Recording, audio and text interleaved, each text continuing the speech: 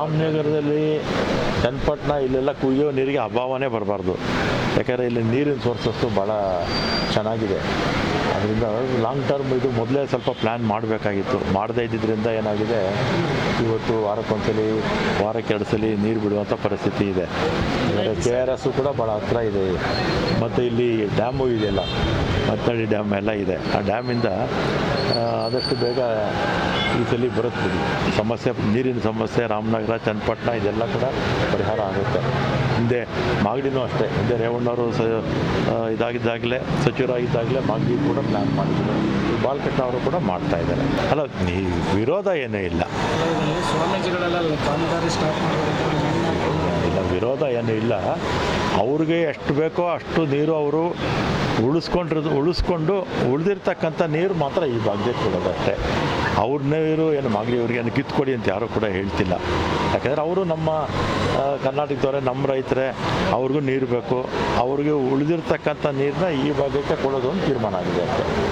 ಒಬ್ರದ್ದು ನೀರು ಕಿತ್ತು ಇನ್ನೊಬ್ರು ಕೊಡಬೇಕು ಅಂತೇನೂ ಇಲ್ಲ. ಸಲ ಮಳೆ ಇಲ್ಲ. ಆಮೇಲೆ 2ನೇ ಏನಾಗಿದೆ, ಮಳೆ ಇದು ಮಾವು ಚಿಗುರು ಚಿಗುರಿದ್ರಿಂದ ಸಹಜವಾಗಿ ಬೆಳೆ ಇಲ್ಲ. ಎಲ್ಲಿ ಚಿಗುರಿಲ್ವೋ ಅಂಥ ಕಡೆ ಮಾತ್ರ ಮಾವು ಬರುತ್ತೆ. 400 ಕೋಟಿ ಲಾಸ್ ಆಗಿದೆ.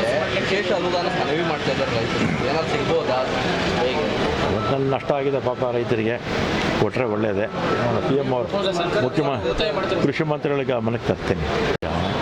ದೇವರಾಜ ಅವರು ಸಕ್ರಿಯ BJP ಕಾರ್ಯಕರ್ತರು. ಅವರು ಕೂಡ ಅಸೆಂಬ್ಲಿಗೆ ನಿಂತು ಸೋತಿದ್ರು.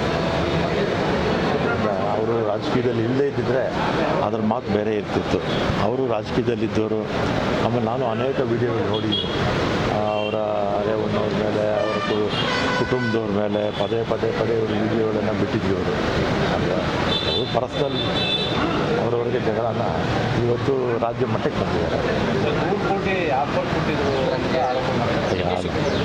ಅದೆಲ್ಲ ನನಗೆ ಗೊತ್ತಿಲ್ಲ. ನೀವು ರಾಜೇಗೌಡರಿಗೆ ಕೇಳಬೇಕು, ಇಲ್ಲ ಶಿವಕುಮಾರ್ ಅವರು ಕೇಳ್ತಾರೆ. ನಾವು ನೋಡಪ್ಪ, ನಮಗೂ ಈ ಪ್ರಕರಣಕ್ಕೂ ಸಂಬಂಧ ಇಲ್ಲ. ನಮ್ಮ ಕಾಂಗ್ರೆಸ್ಗೂ ಈ ಪ್ರಕರಣಕ್ಕೂ ಯಾವ ಸಂಬಂಧನೂ ಇಲ್ಲ. ಇದೇನಿದ್ರು ಹೊಳೆನರಸೀಪುರದಲ್ಲೇ ಸುತ್ತಾ ಇರ್ತಕ್ಕಂಥ ವಿಚಾರ. ದೇವರಾಜೇಗೌಡ, ಪ್ರಜ್ವಲ್ಲು, ರೇವಣ್ಣವರು ಅವ್ರ ಜಗಳ ಇತ್ತು.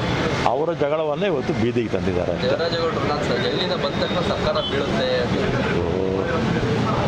ಬರಲಿ, ಬಂದ ಮೇಲೆ ಬೀಳುತ್ತೋ ಇಲ್ಲ ನೋಡೋಣ.